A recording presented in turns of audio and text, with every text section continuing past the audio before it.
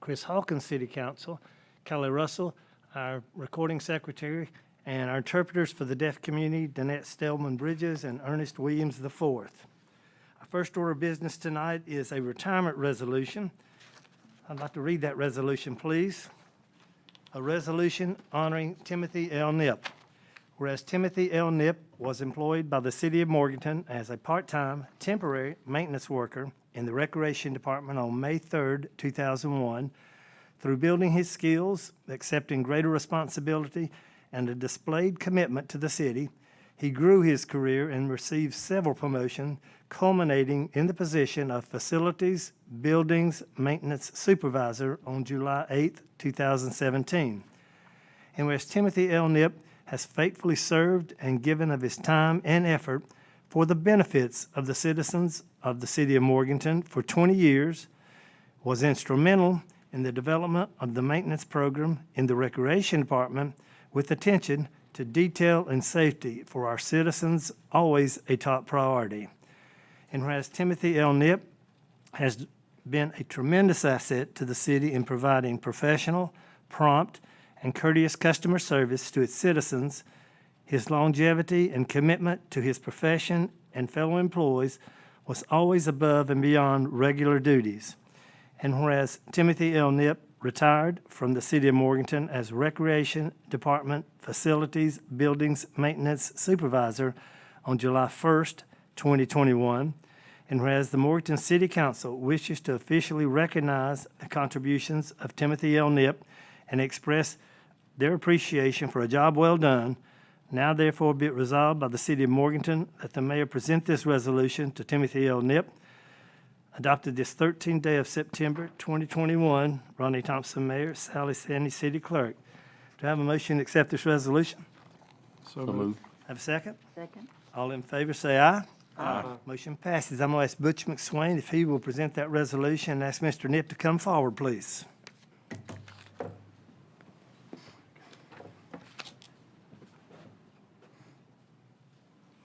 We'll walk over there in case you want to say anything.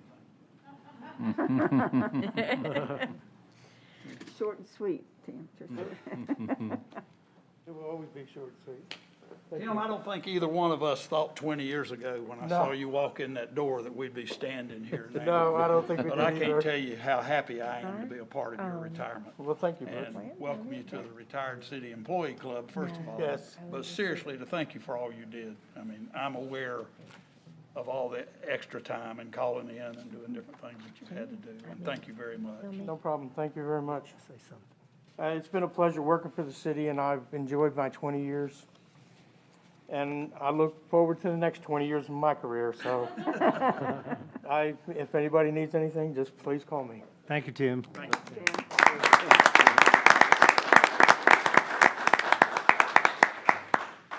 Next on the agenda, we have a very special award tonight for the Electric Cities Award.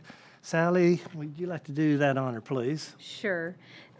We are very excited to get to honor one of our own tonight, and that is Jennifer Rush, who is receiving a first-time award, as a matter of fact. It is actually the Public Power Rising Star Award, and this is from 2020 because we didn't get to have these awards last year. So Electricities for years has represented and thanked lifetime achievement, and they have given that award. 2 years ago, the committee decided that we needed to start recognizing folks new in the industry and people who are just starting their career in that industry. And so we have selected Jennifer, and she was chosen out of all the 51 cities and towns in North Carolina that do this. Well, actually, there's 70 some that do public power, only 51 that own generation.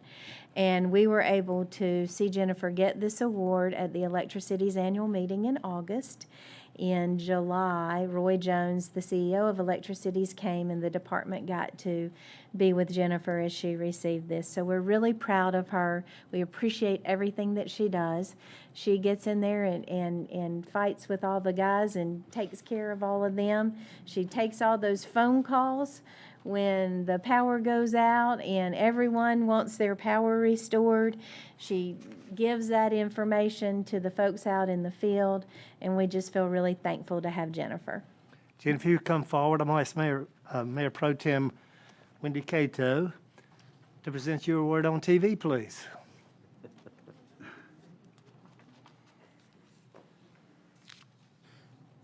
Jennifer has had this award. It's pretty heavy, so she's been doing her weightlifting in the office, you know, kind of thing. But Jennifer, it's always a pleasure as council members to award people who are just starting their careers. If you look at the color of the hair over there, you know, we've been around a while, you know.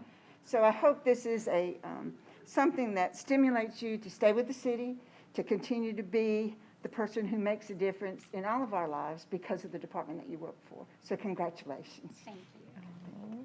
And you get to keep it. Thank you all very much. I just wanted to say I really love working for the city. I really love helping our people whenever I get the opportunity to. And I know a lot of times when you talk to me, you're frustrated, and that can't always be helped, but I hope I can help you. And it takes everyone. It's not just me. It's the linemen. It's the electricians, the substation guys. It's meter readers that get the billing done correctly. It's our billing department and our accounting department. And it's upstairs in the executive branch. It's everybody comes together to make it a great city to work for. Thank you all very much. Thank you, Jennifer. Thank you.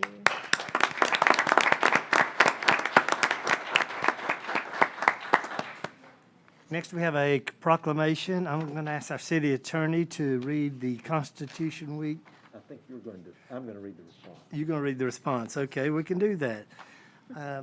Whereas it is a privilege and duty of the American people to commemorate the 234th anniversary of the drafting of the Constitution of the United States of America with appropriate ceremonies and activities, and whereas Public Law 915 guarantees the issuing of a proclamation each year by the President of the United States of America, this year designating September 17th through 23rd as Constitution Week. Now therefore, I, Ronnie Thompson, by virtue of the authority vested in me as mayor of the city of Morganton, do hereby proclaim the week of September 17th through 23rd as Constitution Week, and urge all citizens to study the Constitution and reflect on the privilege of being an American with all the rights and responsibilities which that privilege involves. In witness thereof, I hereto set my sin and cause the seal of the city of Morganton to be affixed this 13th day of September in the year 2021. Ronnie Thompson, Mayor, Sally Sandy, City Clerk, and City Attorney. I think we had some responses for Constitution Week. Yes, Mr. Mayor, of course, the Daughters of the American Revolution make Constitution Week a major item that they promote each year. They have submitted a statement that they would like to be read into the record from our local chapter of the DAR. So if I may read that.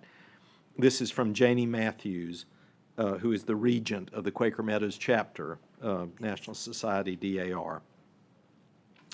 2 years ago, on September 9, 2019, I stood before you, City Council, to speak about Constitution Week, which commemorates the signing of the United States Constitution on September 17, 1787. On that evening, in 2019, this room was filled beyond capacity with a standing room only crowd of residents asking that the proposed increase in the water deposit not be passed. They spoke passionately about hardship they believed would be created by having to pay this deposit in addition to their rental deposit. Because of a document which has come to be recognized as the supreme law of the land, a document signed 234 years ago, these citizens knew they could speak to you, our elected officials, without fear of arrest or of being jailed without just cause. That is the beauty and power of our Constitution, the document which governs and preserves our freedom. The DAR initiated observance of Constitution Week in 1955 when, as a service organization dedicated to the cause of patriotism and the preservation of American liberty, it petitioned the U.S. Congress to dedicate the period of September 17th to the 23rd of each year to the commemoration of Constitution Week. Congress adopted this resolution, and on August 2nd, 1956, President Dwight D. Eisenhower signed it into law as Public Law 915. The purpose of this observation is to renew appreciation for the Constitution and our country. This great document, the guardian of our liberties, established our republic as a self-governing nation dedicated to rule by law. Constitution Week provides an opportunity for all Americans to recall the achievements of our founders and the nature of limited government, as well as the rights, privileges, and responsibilities of citizenship. Thank you for proclaiming the week of September 17th through 23rd as Constitution Week in the city of Morganton. Respectfully, Janie Matthews, Regent. Thank you, Lloyd. For upcoming events in the city of Morganton, I want to stress that CAMA is having opening night September 25th at 7:30, which will feature Edwin McCain and Emmy Sunshine and the Rain. Our downtown farmers market continues on Saturdays from 8 a.m. till noon at 300 Beach Street. Wednesdays from 11 a.m. to 2 p.m., the mini market at 111 North Green Street. And the third Thursday art crawl will be September the 16th from 5 o'clock to 7 o'clock. In the Recreation Department, we will have Plow Days, October 1st and 2nd at Catawba Meadows Park. And I might want to mention that this week is National Small Business Week nationally. I want to thank all our small businesses who've come to Morganton and make us successful. So thank you so much. Under consent agenda tonight, we have 8 items. Sally, will you cover those, please? Yes, and just before I do that, would like to make an announcement that we'll be celebrating Public Power Week, October 3rd through the 9th this year, due to the continuation of the pandemic and everything involving COVID. We will not be doing snacks and treats in the lobby. We feel like that's a smarter decision. We're really sad about that because we love the opportunity to visit with our customers. But we will be doing some other things, and we'll talk more about that in October. So the consent agenda before you tonight is 8 individual items that we consider to be non-controversial in nature, and we would ask that the council considers adopting those in a single motion, unless somebody would like an item removed and discussed separately. For those of you viewing at home, those 8 items are 2 sets of minutes from August 7th, the regular meeting minutes, and a closed session set of minutes. Tax releases in the amount of $5,195.57. A budget amendment in the amount of $7,500 to recognize the receipt of a reimbursement for services for water line improvements at Henderson Mill Road. A budget amendment in the water fund for $11,500 to recognize receipt of payment for reimbursement of services for commercial tap improvements at Wamsutta Mill Road. The acceptance of a shuttered venue operators grant funds for CAMA and a budget amendment to go with that. We have been able to apply for and receive some federal funding to assist CAMA for all the months that we have had to be shut down, and that even now business coming back is slow and not business as usual. The amount of those dollars is $172,125. We're really thankful to Sharon for doing that on behalf of CAMA and the city. A budget amendment for the sale of property. Several months back, you declared a piece of property which is at 0 Rink Street, which is behind the post office off Green Street, as surplus property. And since that time, we've had somewhat of a bidding war over that property. That has ended, and the net proceeds from that, and it has been deposited with the city, is $41,916. You have a budget amendment to receive those dollars.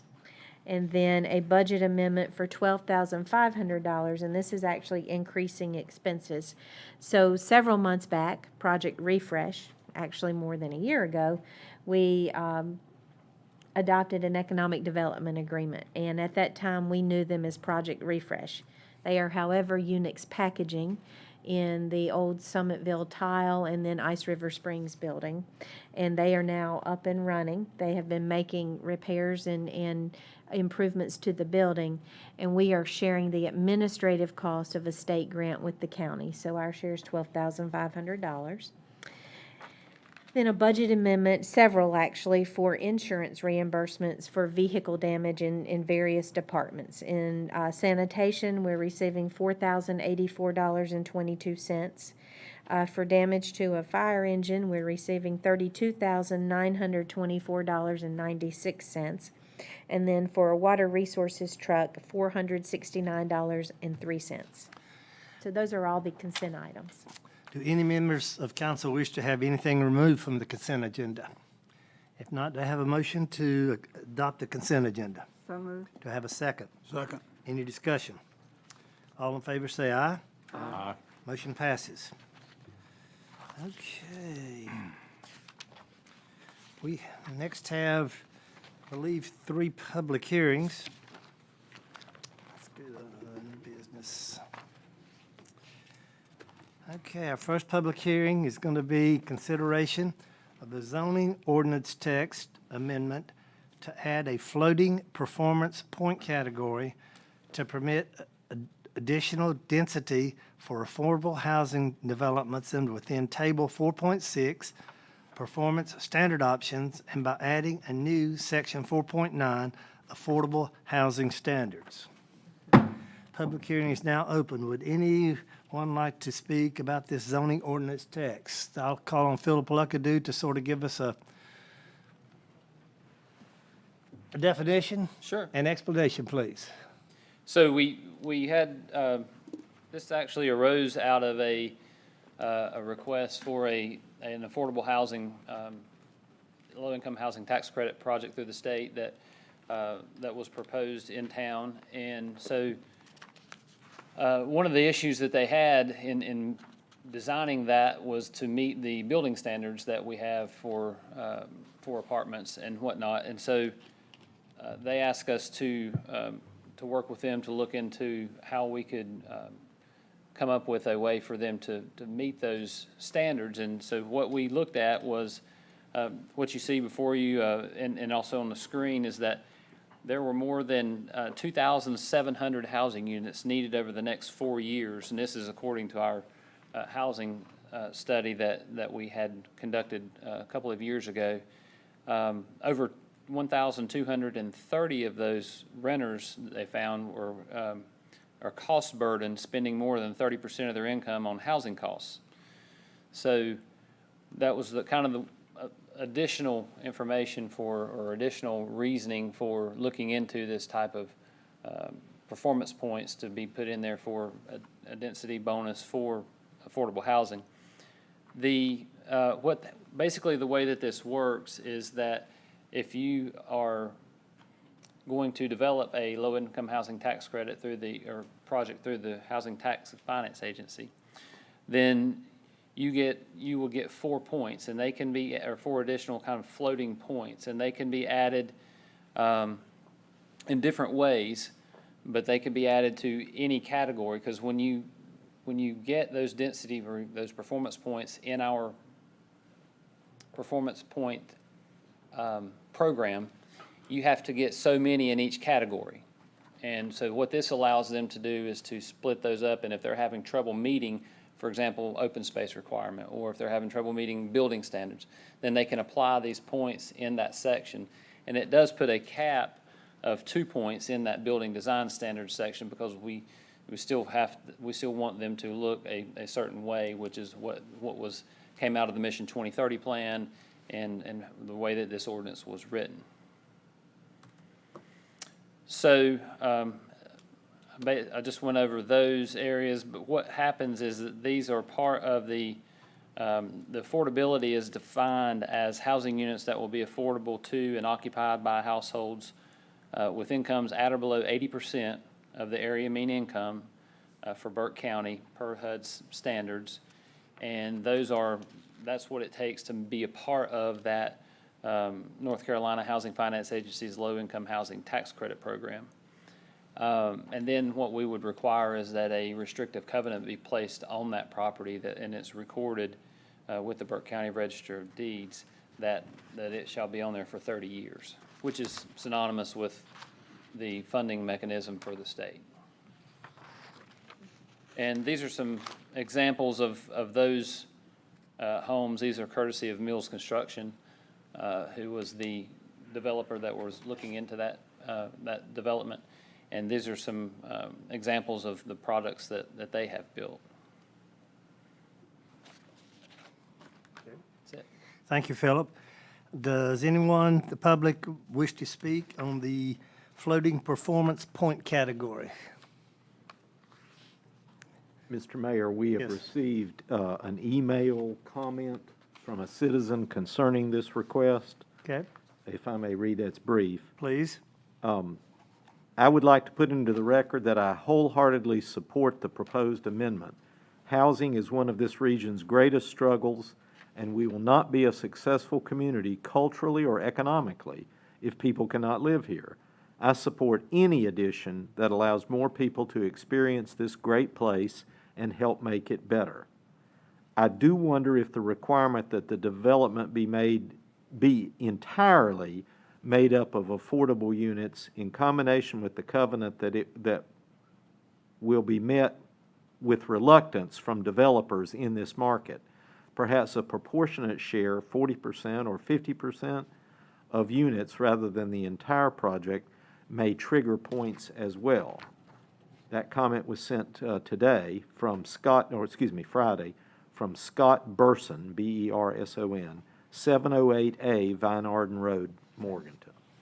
Anyone else wish to address the text? Okay, if not, public hearing is closed. What's the wish of council?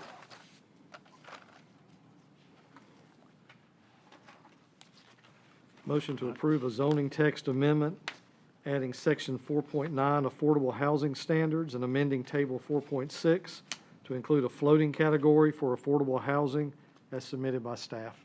I have a motion. To have a second? Second. Any discussion for city council?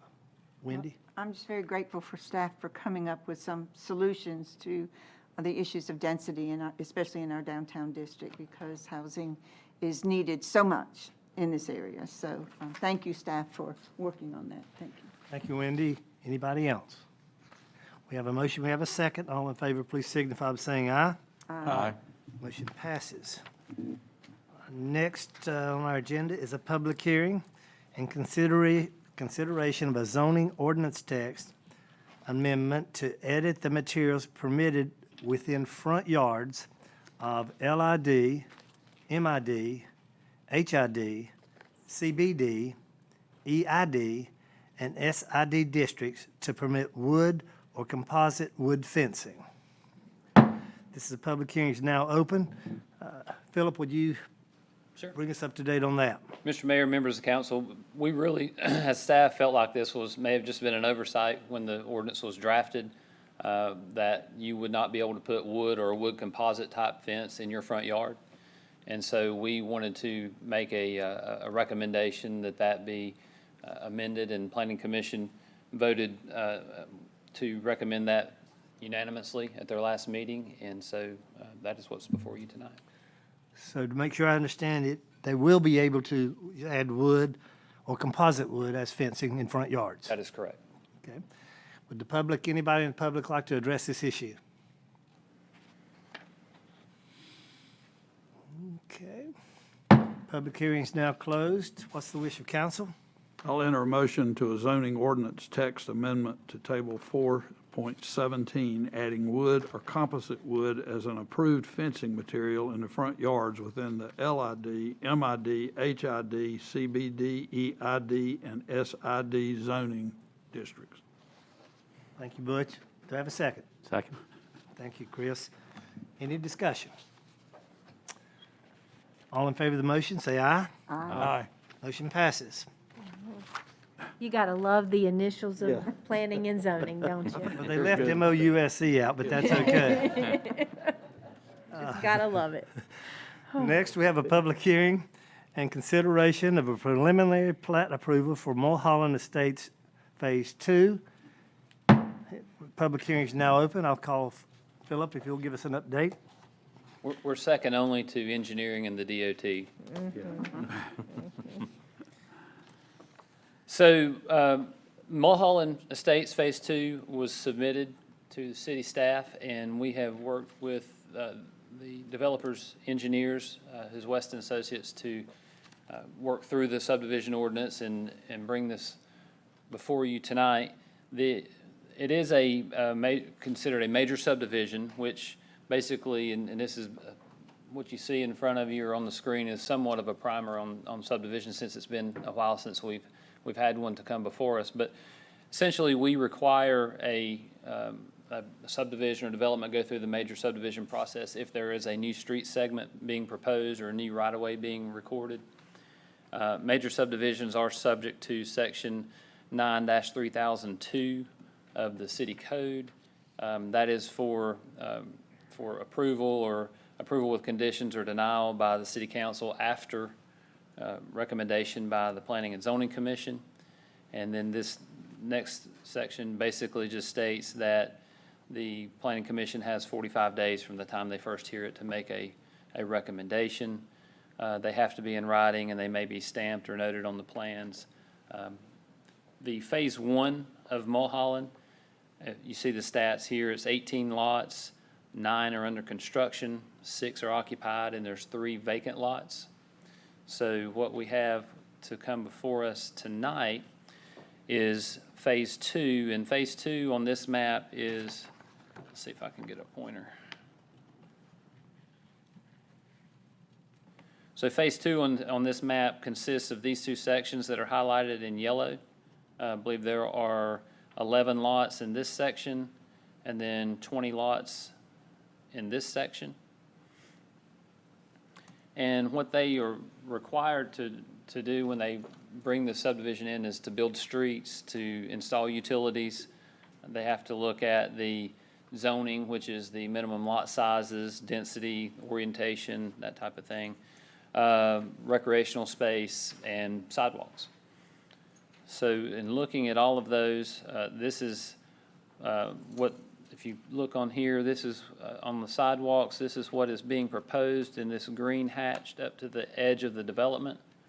And then as a recommendation that that staff had was it would be good to continue that on to Stonebridge, just for how you would get to Bethel Park and whatnot.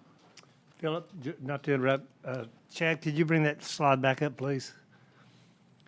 Along Bethel Road, will that be a sidewalk along Bethel Road? It is. It would it'd be a continuation. There currently is a sidewalk here Right, along the existing development. correct. And what they're proposing is to continue it Down to to, the edge of Phase 2. is Tulip Court Street paved now? It's the street to the upper part. It is paved up to this red line. Okay. Right here, and then it would be continued onto Bethel Road. Will it enter Bethel Road? Will that be It will, another yes. intersection? Yes, sir. Okay. So they won't use that subdivision probably won't use the existing Mulholland 1 entrance, right? They could. They could, Okay. but most likely, given the way folks are, the way I am, I would go through the quickest Shortest route? Yes, sir. Okay, thank you. But the good thing about that is that if something were to happen, say over here on Tulip Court or on Mulholland Drive, a water line were to go out, a sewer line, a wreck, then residents have multiple ways to get out and get into their property. Thank you. Yes, sir. So there were, and in the staff report, there were some items that, at the time of the Planning Commission meeting, that there were items that needed to be addressed. I believe in talking with the engineers, those have been addressed or will be addressed. The only thing that's left outstanding is that the developer has the option, according to our subdivision ordinance, that they have a requirement, rather, to provide recreational space or open space in that development. And it's based on a formula that they would be required to dedicate. They also have the option per our code through another formula to pay a fee in lieu. the developers are requesting to pay that, be allowed to pay that fee in lieu. That is something that council has to approve. However, that is something that in the motion, that when the planning commission made their motion to approve, they made the motion to approve recommending that the actual land be dedicated for the open space. So that is the only thing that is at variant with the request is that dedication of open space versus paying the fee in lieu. The other thing that I would mention is, or two other things that I would mention is that at that meeting, Planning and Zoning Commission voted 6-1 to approve it as it was stated. Approved the motion to approve or to recommend approval of the subdivision as it was stated. And then they also made a motion to approve or recommend approval based on the fact that it is compliant with the Mission 2030 plan. Thank you, Philip. We're still in public hearing. Did anybody like to speak on this project? Public hearing is now closed. What's the wish of council? Just to make sure I understand, Philip, Sally. Or Philip, either one. I was gonna, we've done a lot of talking, right, about this, so I was just gonna say, so the item before you is for this second phase of the subdivision. You have basically three options. You can deny the request, you can approve the recommendation as it came to you from planning and zoning, which in this case would not allow the developer to put up the payment in lieu, but require them to dedicate open green space within the phase two. Or you can approve it with changes and conditions that you set. So the way I see it, and Louis and Philip may correct me, those are the three options that you have before you at this time. I'll talk a little bit about payment in lieu, because we accept that also for sidewalks. In some cases, and we've talked about this a lot over the years here, in some cases, sidewalks make great ideas, and this is one of those where you can look at it and it does. In some cases, there's a development going on and there's not sidewalk anywhere near it. The sidewalk to nowhere would be created. It really doesn't make sense. And so paying a payment in lieu then allows us to invest that within that area, in this case, in other green space, whether that be Bethel Park or any other kind of green space around in this area to benefit the folks that would live in the area.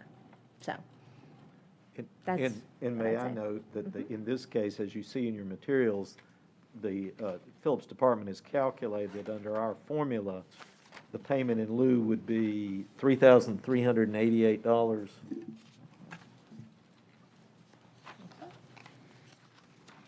Philip, is there common space in phase one? No, they actually paid a fee in lieu in phase one. Philip, there are some, I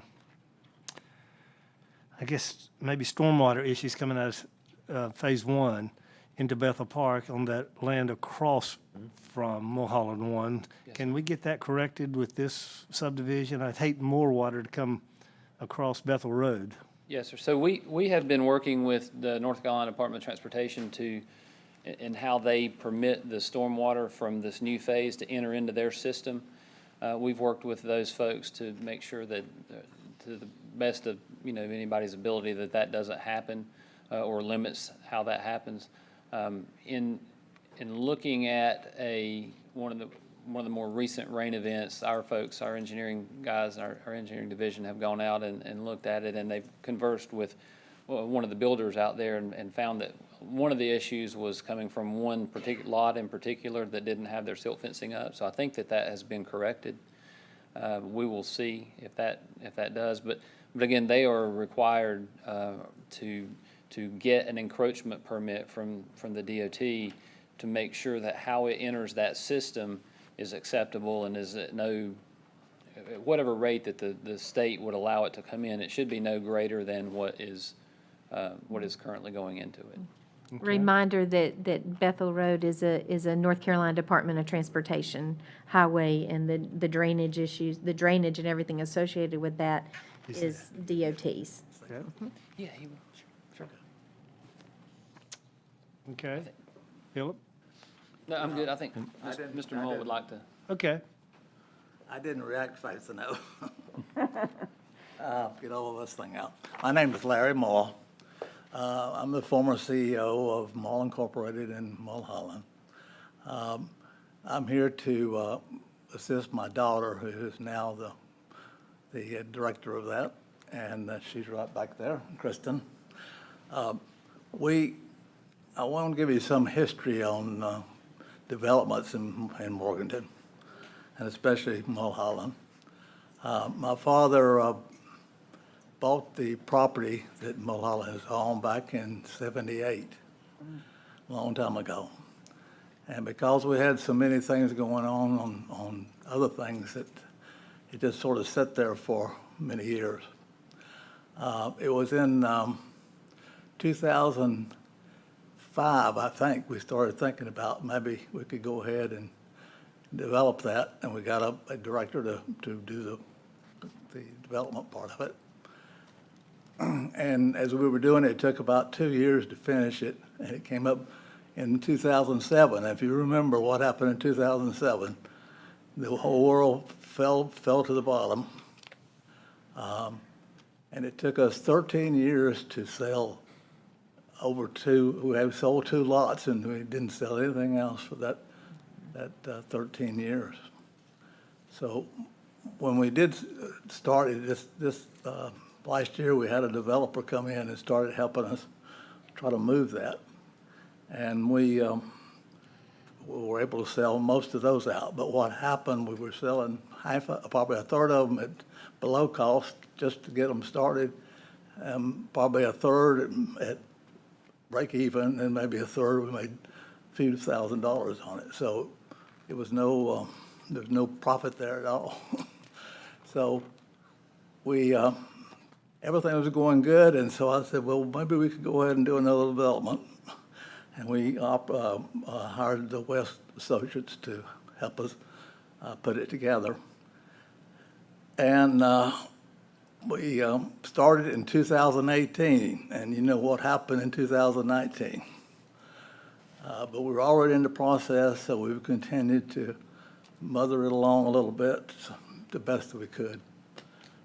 But it's not an easy thing to look at developing and spending $300,000 to develop something that's going to be COVID bound for no telling how many years. So in our night, we're wanting to say that we are the additional of the sidewalk to the lower side we are opposed to, because we have another property down there that we hope to develop as a multifamily.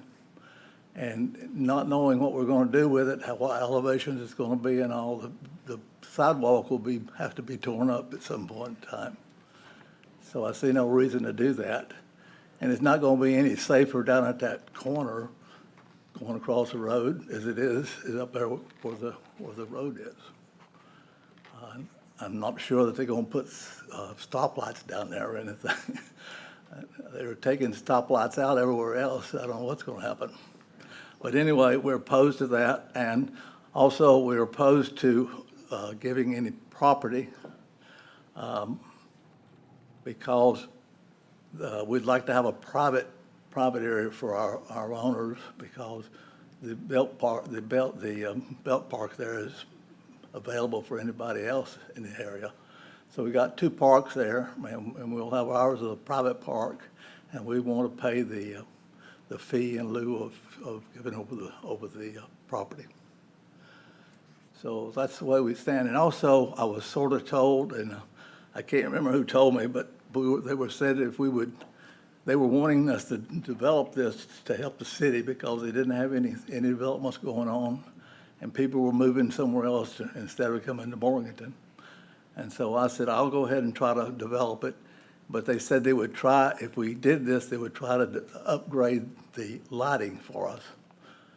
And so I'm also requesting that they upgrade the lighting to a little better lighting for both phases as we continue this next phase.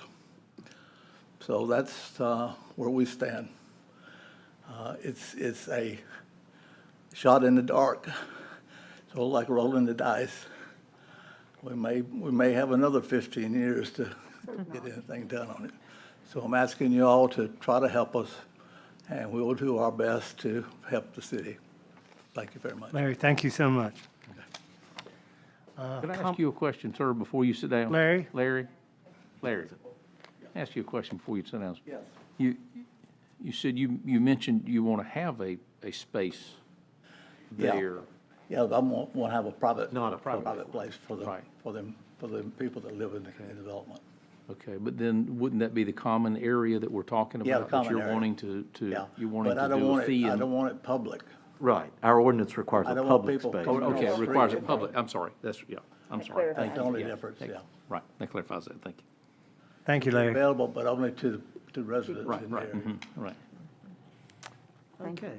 Thank you for pointing that out to me. Questions city council may have for staff? We're out of public hearing now, so, Right. So Wendy? just clarifying my question from what Mr. Mull has said, is the recommendation from P and Z was to lengthen the sidewalk? That was part of their recommendations to us, where Mr. Mull said that he does not want that as Yeah, part the extension, yeah. of his. At this point, because he has more And I property understand that he'd why, like to yes, I create, understand how why. that's going to develop first. And, Yeah. and they also voted to not approve a payment in lieu on the public open space. Those were conditions that they placed on their approval, which you have every right to do, of course. And the, Philip? the additional sidewalk, just for clarification, is not, that's not founded in any kind of requirement. That, it's only required up to the edge of the, what's Right. being proposed. Okay. There is one other thing that we, I think may have been alluded to, but just to be clear, for the council, the larger of the two parts of Phase 2 Right. is actually not inside the city limits. It is in our ETJ, obviously. But it's, I so did it's want to add governed. one more thing too, to the city about us giving the city some property. We did give the city Stonebridge. We gave them that property free of charge, and they built Stonebridge. That was 2 or 3 acres, I'm thinking. I mentioned the city limit because obviously the subdivision will have to require a public street, and the city can't obviously take over a public street in that area until it's annexed into the city. So Lou, you're saying the larger tract will be annexed into the city, correct? Well, that's, We're planning to put it in the city. they would have to apply for voluntary annexation. support. You would have to go through the process and approve it. But it's going to be done in 2 phases. Phase 1 is the smaller one, and then Phase 2 will be the bigger one, Okay. because that gives us a little better chance of not getting overbuilt. So if we are willing to accept that he doesn't want to do the extended sidewalk, and we will take in lieu of, then we are choosing number 3, and those are the 2 specifics that we have to state. Yes, I think you would think accept that's it with those good. conditions. Mhm. Yeah. If that's what you intend to do, yes. If you want us to continue, that's where we are. What's the wish of council? I'd just like to make one comment that in my background, I am very much interested in open spaces and the effect it has on the environment in the area. And if you're going to do that anyway, then I have a different feel about it being a part of this. Philip, I'm curious about how is the subdivision ordinance, when a developer looks at it, is it purely that they can request this from us, or is it worded that they can do this? Payment in lieu, sidewalks, It's worded that Open they can space, request anything. it with city council approval. okay.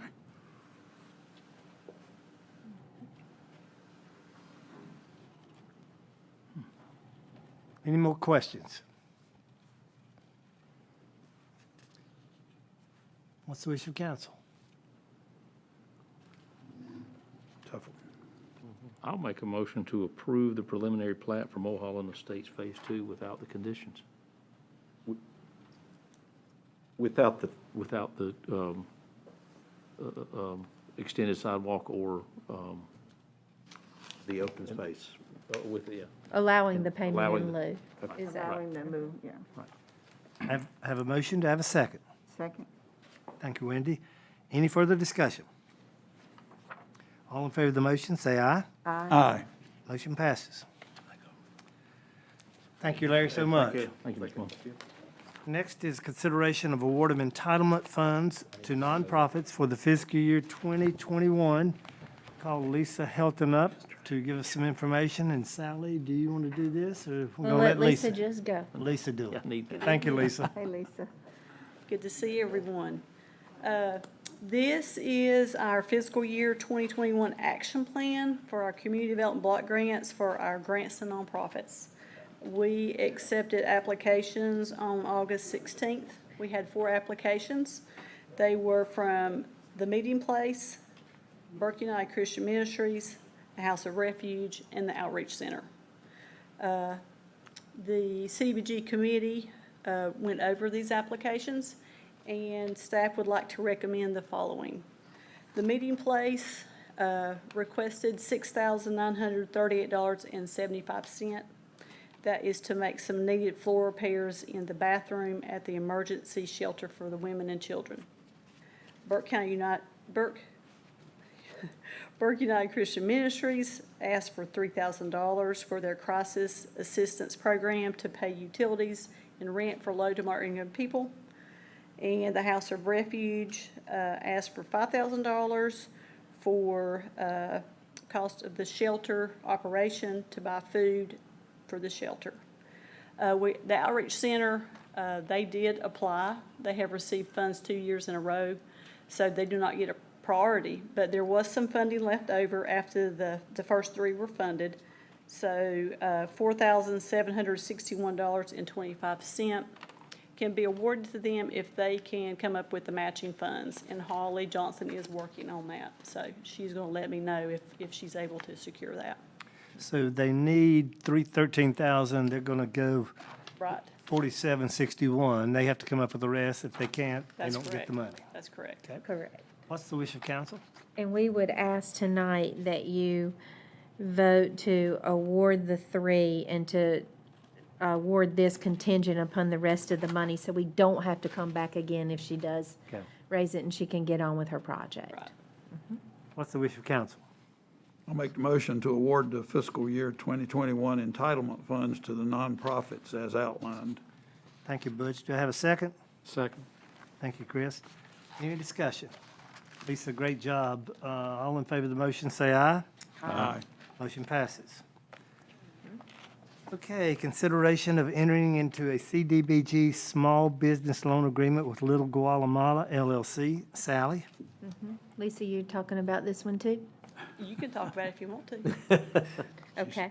She Well, stayed there. we can tag team or whatever. So we have received a request for a small business loan in the amount of $30,000 from Little Guatemala.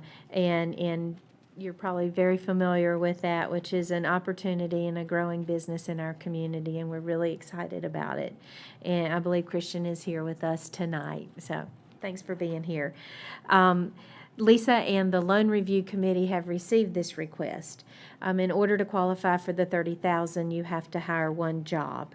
And Christian is looking that he thinks he'll end up hiring 3, but it would only take 1 to support this by HUD's rules. Looking to be able to, and you see all the improvement at 810 East Union Street already. And inside you have an indoor soccer field, craft coffee, chocolate production, an artisan market. Looking to grow the business even more and to set up a cafe. And so this would go toward support for what's needed to get the cafe set up. Everything has been reviewed. It is in order. We feel like this is in line with Mission 2030 and what we're supposed to be doing. It meets our requirements in our small business loan program, and would ask that you consider funding this loan at $30,000.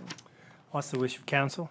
I'll make a motion to enter into a $30,000 CDBG loan agreement with Little Guatemala LLC, Christian Ramazzini to purchase inventory, equipment, and work capital for the expanding business. Thank you, Chris. Do I have a second? Second. Second. Thank you, Wendy. I'd just like to say that they've done a great job fixing up the building, especially the back porch is just really, really nice. Was able to go inside and watch them play soccer. I almost got beamed back there. It's a very, very energetic group that plays soccer indoors. So wear a helmet if you're going to go visit. I'll be honest with you. It was pretty scary, Christian. I have a motion. I have a second. Any discussion? Yeah, I'd like to make a comment. I live in that area, Christian, and it is delightful to see what you're doing over there. So thank you. Any further discussion? And I believe his beginning this development will only enhance the redevelopment Rest of in the the area. East Meeting Street area. Okay. Thank you for taking the chance. Okay. No other discussion. All in favor of the motion, say aye. Aye. Motion passes. Okay, next is consideration of approval of guidelines for single-family housing stimulus program for 2021 and approval of budget amendments. Sally?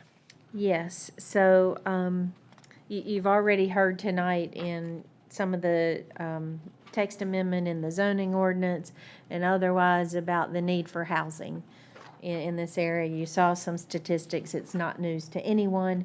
We need housing of all sorts here. It does, however, look like we are going to need to do some stimulus to spur single-family housing development. And when you've been here for a while, and I have, you get ideas and then you look back at things that we did 20 or 25 years ago and you figure out that they were pretty good ideas then and that we accomplished something. And if you tweak those and dust them off and apply them to today, that we've got some good information. So that is indeed what we've done. So we went back to our 1993, 94, and then for several budget years after that, the city staff and the council proposed and the council approved a single-family housing stimulus program, which led to quite a few subdivisions being built. I think here we found at least 5 in 107 single-family lots that were created out of that. I think now that we've dusted off some more, we found another one, so those numbers are probably just a little bit higher.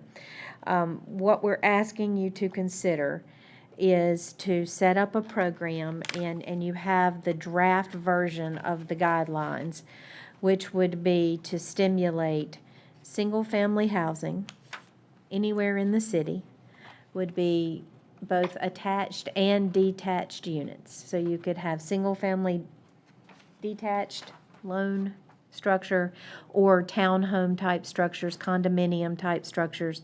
Again, it would be to support housing development that is for sale property. So ultimately, the owner would purchase and occupy it. It would not be a rental project, in other words. Looking at starting this program with $620,000, and we'll talk about how to do that in a minute.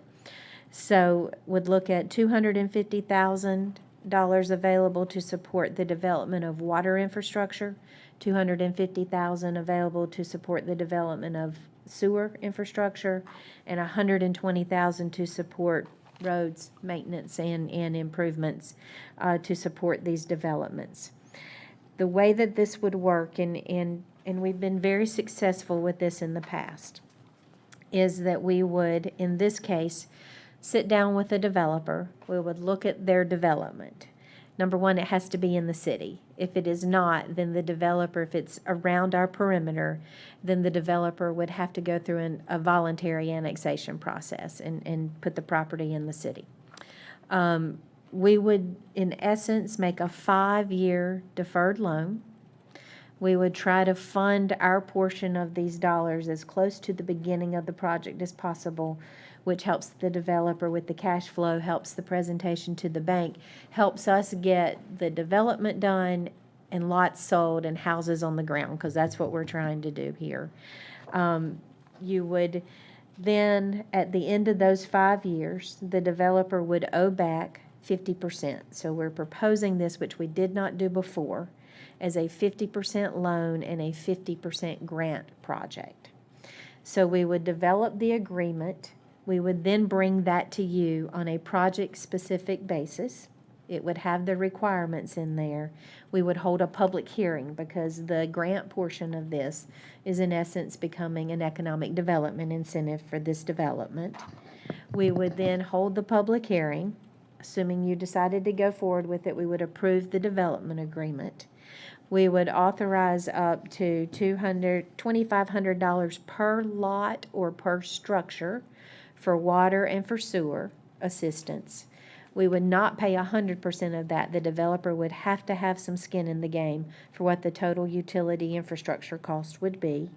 We would propose up to $40,000 and as a cap per development for road help, road construction help. That would also be capped at half the cost of what the road construction and improvements would be. So you got two limits there, no more than $40,000 and no more than half of that cost. Again, the developer would have skin in that game. The road would be constructed to meet city standards, would ultimately be able to be claimed as a city street on our Powell bill report. And then we would basically, as lots are sold, we would take a deed of trust on the property, I guess I should say that. So, and we know that we would probably have to take a second lien to a lending institution, which we are comfortable with, which we have done before. And it would be for the amount that we're putting into the project. Again, for the infrastructure that ultimately is going to be turned over and given to the city as an asset to support this development. As lots are sold, or units, if you will, then the developer would pay us back, again, 50% on what was given per that lot or per that unit, and we would release a part of the deed of trust. At the end of 5 years, let's say it's a 20-lot development. At the end of 5 years, if only 10 have been sold, then the developer has agreed to pay us the remaining balance of the 50% of the money that we're putting into this. Again, keeping the 50% as a loan, 50% as a grant, that would be forgiven at that point. We have set up in here because what we'd like to do is to support multiple developments and don't want to, if you will, spend all of our money that we have available on one project. So we would support up to, the way that it is written right now, up to 30 units or 30 lots within a project. That's kind of it in a nutshell. We've been very successful with this type of thing before. We've done it on some infill projects in downtown. The condominium project where the old Hardee's is was one of those. We've done some second floor. And again, a handful of subdivisions that we've talked about that are around the community that have been successful in the past. Sally, a person gets in the project 2 years later, decides they can't finish the project. We've got the second lien, is that correct? That would be true. So would we be out that money, or depending on how much the bank would sell it for? We'd have to go through that process to try to collect on that. Okay, council. Again, our investment is in the infrastructure, which Right. you would hope at that point would be there. Oh, also, I forgot to talk about the 18 months. So in the development agreement, we would expect, number one, in order to fund this, we're going to be working with the developer. We're going to have the project estimate, if you will, from the subcontractors that are going to be doing this work. That's how we're going to determine the cost and how much our participation would be. And we're going to require that they start this work within 18 months of obligating any dollars. We won't pay anything until work has begun. So hopefully encouraging them to get started, because once we pay, your 5 years has started ticking. Okay, that's my question. If they don't get started, Then we never pay. we never pay. We never pay it. Okay. I believe there's 4 motions associated with action. Yeah, and let me talk about the dollars, I'm sorry. Okay. So first of all, we're really excited about this and really hope that this is going to make a difference in spurring some of this development. We have identified in our water CIP plan this year and our sewer CIP plan $125,000 already. So I'm only asking you to approve a budget amendment appropriating savings retained earnings in those funds for another 125, which will make up the 250. In the general fund, we don't have any dollars for this, so would ask that we use fund balance to appropriate the whole 120,000 for the street work. What's the wish of council? Motion to approve guidelines for single-family housing stimulus program 2021, and to authorize the mayor or the city manager the additional authority to make such alterations, technical amendments, and changes as may be necessary to implement the guidelines. Thank you, Chris. There's a motion. Do I have a second? Second? Thank you, Chris. All in favor, any discussion? I think it's a great plan. I think it'll stimulate housing. I hope. We need it. Butch? Well, just compliment to the staff. I mean, this is a.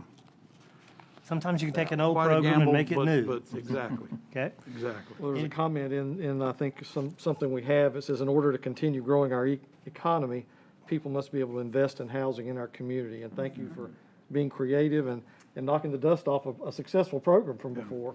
I think this is a great idea to incentivize single-family housing. Yeah, and we need people to live here. All the things that happen here that make us special, the after hours, whether it's restaurants, whether it's bars or breweries, whether it's shopping, whether it's events, whether it's public recreation or any of those things, they get supported by the dollars that people spend after work hours here. If you live here, you'll buy into it, you'll believe in it, you'll support it, and you'll also market it, and that's what we need. Wendy, I believe she is excited about this proposal. I think. Sounds like it. Great, yeah. We have a motion. We have a second. Any further discussion? All in favor of the motion, say aye. Aye. Motion passes. Need a second motion? Motion to approve a budget amendment in the amount of $125,000 to appropriate retained earnings for the housing stimulus program, water. Thank you, Chris. I have a motion. Do I have a second? Second. Thank you. Any discussion? All in favor of the motion, say aye. Aye. Motion passes. Need a third motion, please? Motion to approve a budget amendment in the amount of $125,000 to appropriate retained earnings for the housing stimulus program / wastewater. Thank you, Butch. Do I have a motion? Do I have a second? Second. Any discussion? All in favor, say aye. Aye. Motion passes. Need a fourth, please? Motion to approve a budget amendment in the amount of $120,000 to appropriate retained earnings for the housing stimulus program, Public Works, Streets. Thank you, Wendy. I have a motion. To have a second? Second? Any discussion? All in favor of the motion, say aye. Aye. Motion passes. Thank y'all so much, and let's get housing started. Next on our agenda is consideration of award of installation purchase contract for financing vehicles. Sally? So in the 21-22 budget, we have replacement of vehicles, some larger trucks, a leaf vac truck and a rear loader, and then also public safety cars and a community service vehicle for them, 8 cars and a community service vehicle. We have taken bids on the financing for those. Those are projects that are purchases that we finance and pay for those over the life of the asset. And we never finance them for longer than half of the life, the estimated life of the asset. For the patrol vehicles, we finance those for a 3-year term. For the larger equipment, a 5-year term. The 3-year equipment totals $472,424.70. The 5-year longer-term heavy-duty trucks, $436,198.78, for a total of the $908,623. We received 2 bids. The lowest bid is from Truist Bank, the old BB&T. It's really hard for me to say Truist. And they bid a 1.19% interest rate on the 3-year financing and a 1.49% on the 5-year financing, making them the lowest responsible bidder. So we would ask that you award this contract to them. What's the wish of council? Motion to award financing to Truist Bank for a total of $908,623.48, broken down as $472,424.70 at 1.19% for 3 years, and $463,198.78 at 1.49% for 5 years. Thank you, Chris. I have a motion to have a second. Second. Okay, any discussion? Those are incredibly low interest. Don't think you can do I that. have- We're really pleased with those rates. Can we get I some think, more? I think the public needs to hear that that's financing $900,000 plus of vehicles for a total interest cost of $28,000. Yeah. That's pretty amazing. It That is really pretty is. amazing. And that calls for our finances reputation, and that's why we get the rates that we get. So, It's nice to have good credit quality. yes, it is, yes. Okay, we have a motion, a second. Any further discussion? All in favor, say aye. Aye. Motion passes. And I might add that that fiscal conservativeness and good credit quality is what allows us to do the item we just did before that, which is to have some resources to draw on when we need to react quickly to something. Next on our agenda is consideration of award of contract for a storm drain repair in the 700 block of East Meeting Street. Sally? So this is another use of our CDBG monies. And within our CDBG action plan, we support projects that are going to create infrastructure and support infrastructure improvements in the low to moderate income areas in Morganton that qualify for using these funds. This is a storm drain issue that we've been dealing with for a while, and it is in the 700 block of East Meeting Street. On Tuesday, August 17th, the staff received bids to do a repair over there and an upgrade. We received 3 bids. The lowest one after review that is responsible was Evans Construction, and we've done work with them before and feel good about that. They bid $68,555.72. That is within the budgeted CDBG money for this, so we would ask that you consider awarding that tonight. What's the wish of council? I'll make the motion to award the contract for storm drain repair on 700 block of East Meeting Street to Evans Construction in the amount of $68,555.72. I have a motion. Do I have a second? Second. Sally, any idea when that construction they could start? Soon. Okay.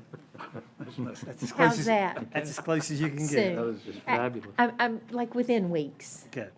Because rainy season may be coming, we need to get that fixed as soon as we can. Any further discussion? All in favor of the motion, say aye. Aye. Motion passes.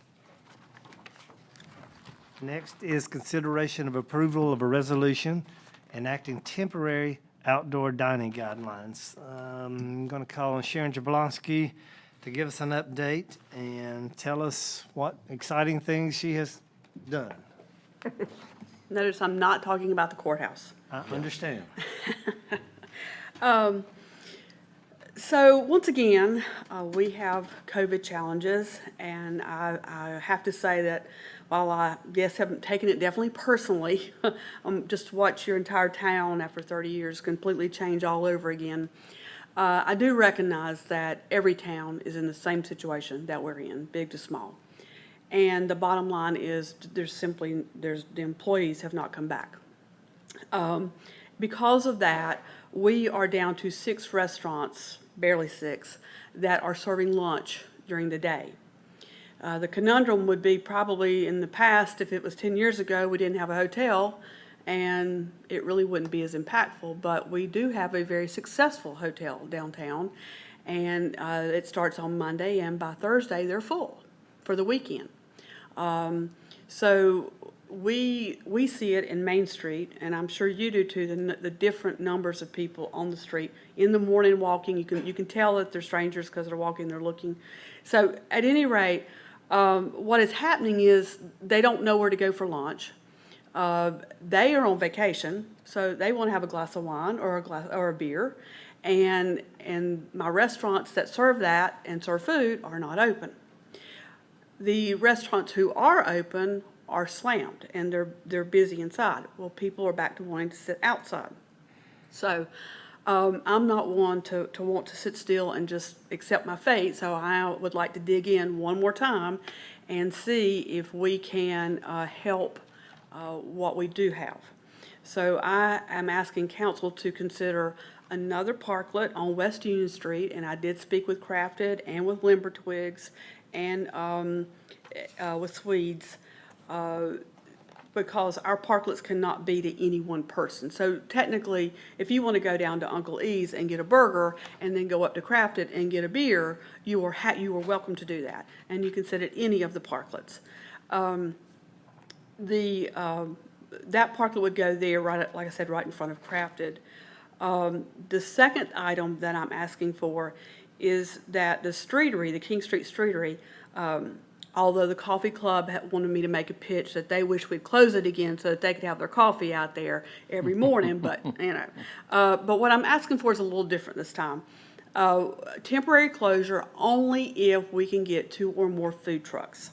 So, I challenged Casey and Abby to that, and bless their hearts. We have, for instance, this Wednesday, if you guys approve this tonight, we have ready to go Nonsense, which is Asian, I would have thought Indian, but nevertheless. Rotation food truck, which is Korean and Korean American, and then the Lobster Dog. So we have 3 food trucks that are willing to come out and set up on King Street.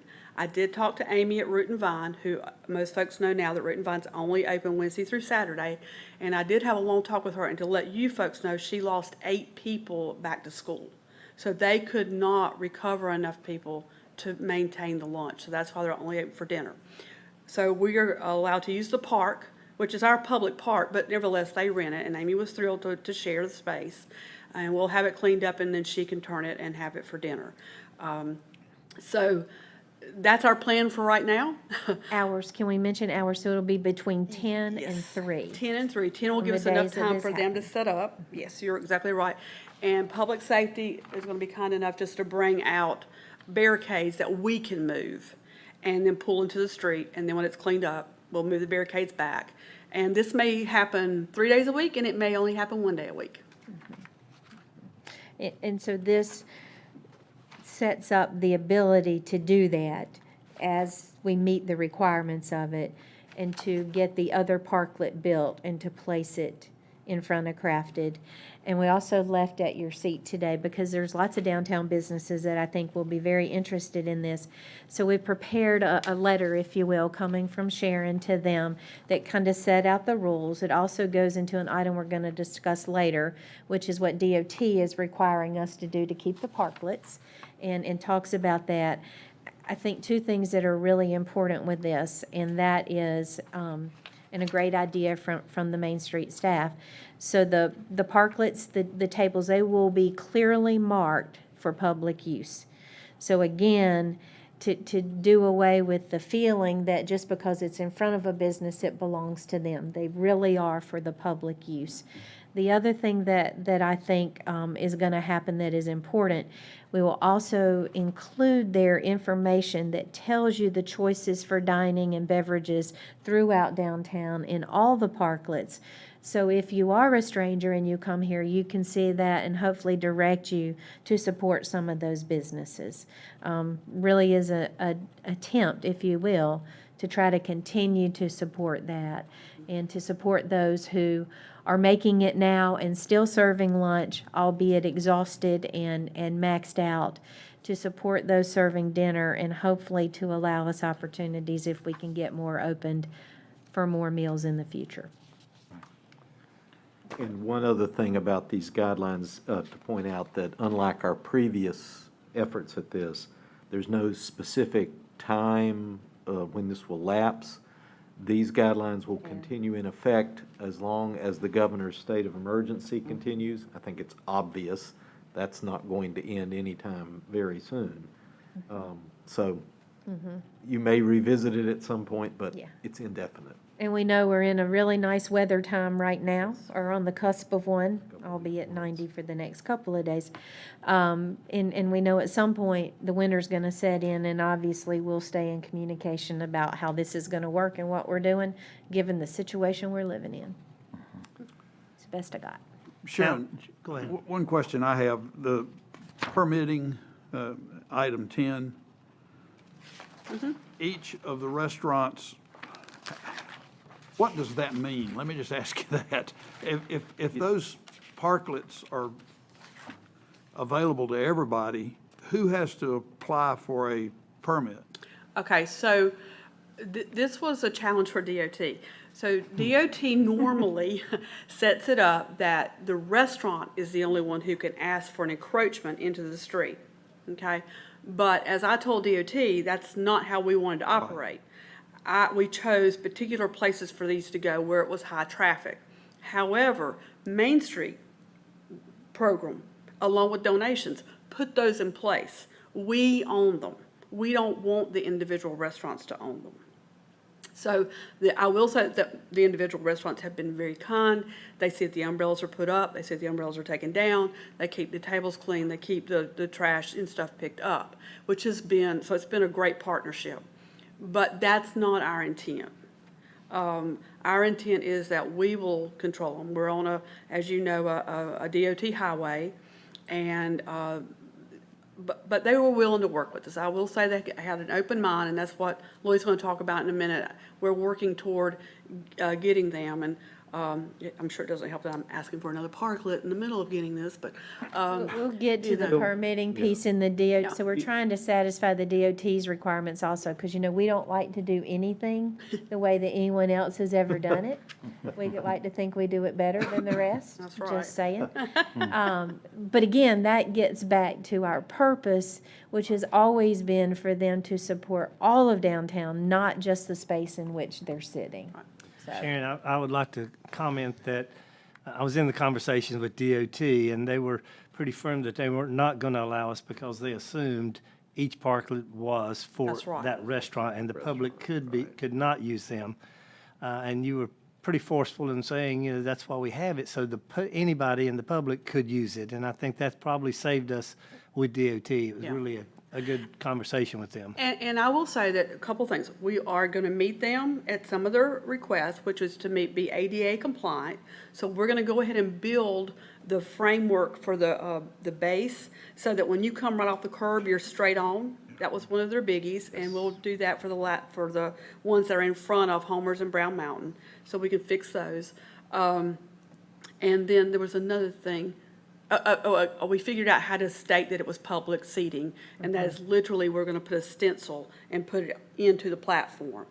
And then just as a side note, so that you know, these days you go to a restaurant and so many people are hands-free, and you have to have your phone, and almost everybody does, but you scan a code and immediately the menu comes up. So we finally figured out, because I told the girls, I challenged them to come up with something with a sign that would not fly away, that we could, I think we figured out how to do it. And it's simply going to have, so food on one side, the word drink on the other, and it will have a QR code. And that way you can just scan, and then all the menus from all the sites come up. Oh. Yeah. Could that include maybe a little map so that folks can know, oh, if I go around here, I can get to this? Actually, since with a QR code, yes, sir. Right. That makes it real easy. Right. Because any of that can Great roll up and you idea. can scroll. So it's Great really cool. idea. Yeah. Sharon, thank your staff. They've really done a good job. They really have. One quick question, is there any way to know how far in advance you may know if we're going to have food trucks, just so folks can make plans? Yes, so we, thank goodness, have a very strong website in terms of Facebook, and the girls, as soon as, believe me, if Casey can get ahead of it, you may know a week in advance, but she'll start posting tomorrow. The newspaper's really good about putting it up on their sites. I mean, we have a lot of folks that will help us get it out.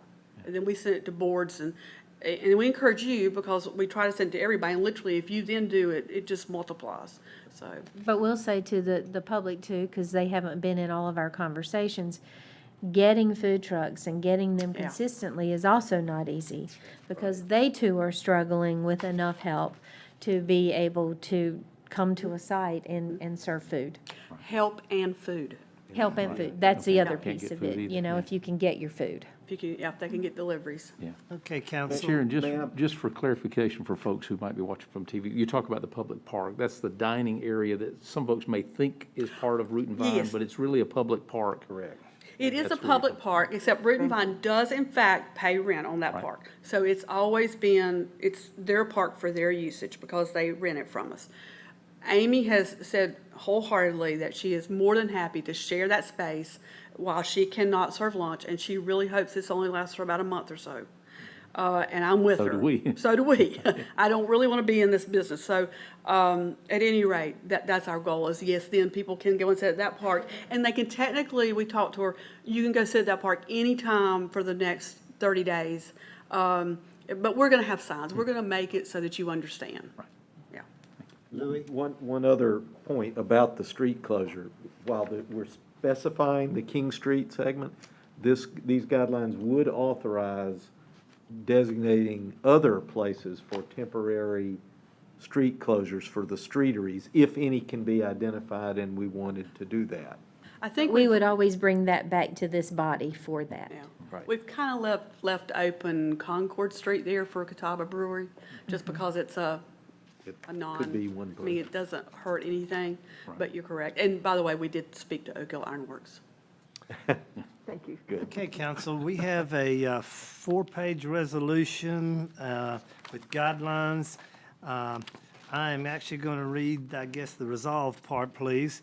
It says, therefore, in order to promote safe and sensible use of outdoor dining by restaurants, other eating establishments, breweries, and wineries during the COVID-19 state of emergency, and to set out appropriate guidelines for outdoor dining within the public rights-of-way, it is hereby resolved by the City Council of the City of Morganton that the following temporary guidelines for outdoor dining during the COVID-19 state of emergency are hereby adopted and approved to continue in force and effect until such time as the governor's COVID-19 state of emergency shall be terminated. Do I have a motion to accept this resolution? Have a motion. Do I have a second? Second. Any more discussion? Again, Sharon, a great job. All in favor, please say aye. Aye. Motion passes. Let's hope we can encourage people to come out and eat. Sharon, one thing, sales tax on the food trucks, Morganton does get sales tax on food that is sold in the city limits, correct? Food is, there's a prepared food tax in North Carolina. Outside of that, there's not one. Okay. And that's handled by the state. State You have to revenue. meet that requirement. Next on our agenda is consideration of approval of an encroachment agreement with the North Carolina Department of Transportation for parklets in the downtown area. Louis?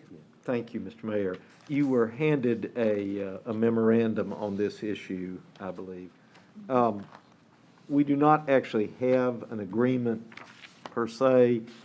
A meeting, as you know, Mr. Mayor, you were there, was had with DOT representatives.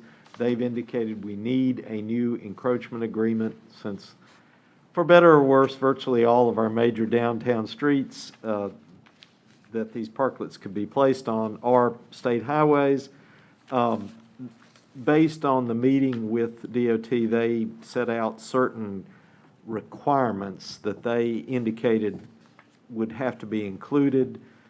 The city assuming liability, that the primary use of the space is for vehicular traffic, and if it was ever needed for that point, the parklet's got to go. Has to be compliance with the ADA requirements, that because it has to be, the primary use is vehicular, if they have to be moved, they have to be removable, portable. In other words, these are temporary, that the city would maintain, we wouldn't be blocking off drainage. And finally, and critically, that we've talked about a lot, that the parklets would have to be open to all of the public and not just to the patrons of a single business. And those are the items that will be included in an agreement, we hope, when we finalize that with the DOT. If that's your wish as council to proceed with that. What's the wish of council? Motion to approve an encroachment agreement with North Carolina Department of Transportation and to authorize the mayor or the city manager to execute and issue those agreements on behalf of the city, together with the additional authority to make such alterations, technical amendments, and changes as may be necessary to implement the agreement. I have a motion. Do I have a second? Second. Any discussion? Just to say that I serve on another committee that has to do with transportation, And DOT is not necessarily talked about in a friendly manner. However, the group of people that we were speaking with at this meeting, were saying that, okay, we have this agreement with restaurants, but parklets are new, but even though Morganton is doing it, we can see that other people will follow suit. So they were looking at Morganton to kind of give them an example that they can then use across the state. So I was pretty proud that they said that. That is great. Yeah, it's awesome. We have a good relationship with our local and regional folks, and that's a good thing. We work hard at that. We may disagree from time to time, and we tell them and they tell us, and then we work it out and move on. That's just kind of how it works. Any other discussion? All in favor of the motion, please say aye. Aye. Motion passes. Next on the agenda is consideration of an amendment to an ordinance concerning board membership for the Morganton Housing Authority. Sally? So the city council controls the makeup and how you appoint members to the Morganton Housing Authority. And that has been the same for, I don't even know how long, but a really long time. A couple months ago, came to our attention that a member of that board that has been serving for quite some time and very active is moving, and they are moving outside of the city limits. So the Housing Authority asked the question, does that mean that this person can no longer serve and complete their term? And our answer to that was, as written, yes. So we started doing a little research and looking at the opportunity. And again, you get to make the rules for how you appoint folks to the Morganton Housing Authority.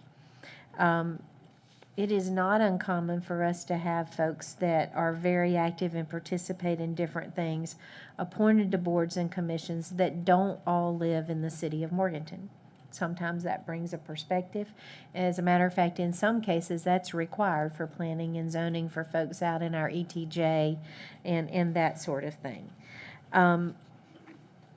In talking through this, and I talked with Wendy earlier today, and my first reaction to this was, well, no, why would we do that? And then as we talked about it and we thought about it, not a bad perspective, I believe. I can't imagine a situation where you would ever want to appoint a board representing the Morganton Housing Authority with no one living inside of the city. And as a matter of fact, we require that they have representation from folks living in the housing authority and that sort of thing. You want it to be a representative board of the entity that it's controlling.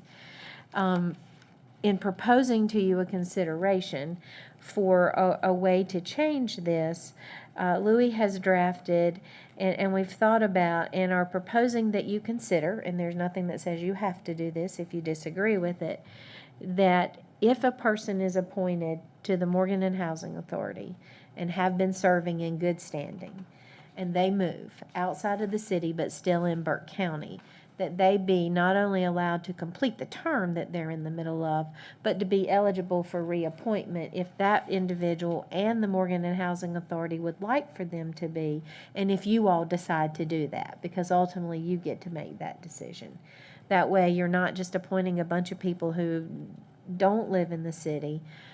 Anyone who is in this capacity would have already been serving and be deemed to have been serving in good standing while they did live in the city. What's the wish of council? Motion to adopt a resolution amending City Code of Ordinances, Section 2-7022, to require that members of the Housing Authority be residents of Morganton at time of appointment, but provide that they may continue to serve if they move out of Morganton during their term, as long as they remain residents of Burke County. Have a motion to have a second. Second. Any discussion? All in favor of the... At a time of reappointment, is that when the housing authority staff or whoever may make a recommendation that they not be, if there's someone that they don't? I think this language is a little bit contrary to the language over here. because I think we say in the actual amendment to the ordinance itself, Louis, you correct me if I'm wrong, that you could also be reappointed to an additional term. You may be. reappointed. But, Yes. okay, Yes, The you don't initial- have to be. right. Yeah, although we still would require that initially the person be a Sure, member right, of I understand I mean, that, a but I- resident of the city. Okay. Other questions? Discussion? All in favor of the motion, say aye. Aye. Motion passes. We have another consideration of award of a contract. It was handed out to you before the meeting started. It's consideration of award of contract to MBA Roofing for the historic Morganton Courthouse. Sally? Yes, as you all are very aware, the city leases the courthouse and the courthouse square property that we do not own from Burke County in a long-term lease.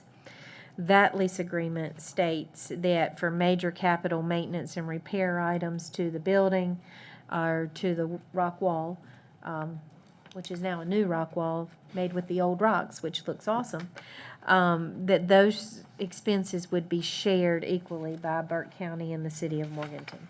We've been watching that roof and we've been looking at leaks and things for a while, and the time has come to replace that. We knew this in the spring, and both the city and the county have included in this year's budget money to do this. Michael Chapman received quotes for this roof replacement. He received several contractors that gave him quotes. MBA Roofing submitted the lowest responsive bid at $18,604.14. Have contacted their references, feel good about that. This amount is within the dollars that both the city and the county budgeted. We would share that cost equally. The contractor can start this next week, barring weather. Of course, because since we're doing this, it's probably going to start raining because that's how things work for us. But eventually it'll stop raining. The idea being to get the roof work done and to get in there with the equipment and fix that while we're at this stage of the full square renovation. What's the wish of council? Make a motion to award a contract to MBA Roofing for $18,604.14 to replace the roof on the historic Burke County Courthouse. Thank you, Chris. To have a second? Second. Thank you, Butch. Any discussion? So Sally, half of that amount will be our responsibility, correct? Correct. Thank you, Chris. Anything else? All in favor of the motion, please say aye. Aye. Motion passes. Sally, do we have anything else to come before the board? I think that's it for tonight. Good session. Thank y'all so much. We are adjourned. Lot done. A lot. Louis?